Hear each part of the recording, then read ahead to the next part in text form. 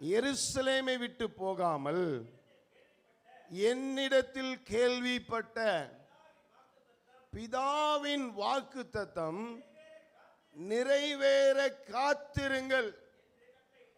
அநேகருக்கு வாக்குத்தத்தங்களை கேட்கும் பொழுது, அநேகருக்கு தீர்க்க தரிசனங்களை கேட்கும் பொழுது, அநேகருக்கு வாக்குத்தத்தங்களின் வார்த்தைகளை பார்க்கும் பொழுது, உச்சரிக்கும் பொழுது, கேள்விப்படும் பொழுது என்ன பண்ணணும்? உடனே கிடைச்சிடணும்.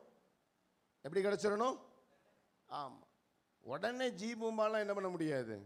ஆமா, திருமணம் பண்ணா ஒரு குழந்தை பெறுவதற்கு எவ்வளவு நாள் ஆகும்? 10 மாதங்கள் எடுக்கும். 48 வீக்குன்னு நினைக்கிறேன், எனக்கு சரியா மெடிக்கல் தெரில. அந்த மாதிரி வீக்ஸ், இத்தனை வீக்ஸ்ன்னு சொல்லி சொன்னாதான் நிறைவான ஒரு அனுபவம் உள்ள என்ன கிடைக்கும்?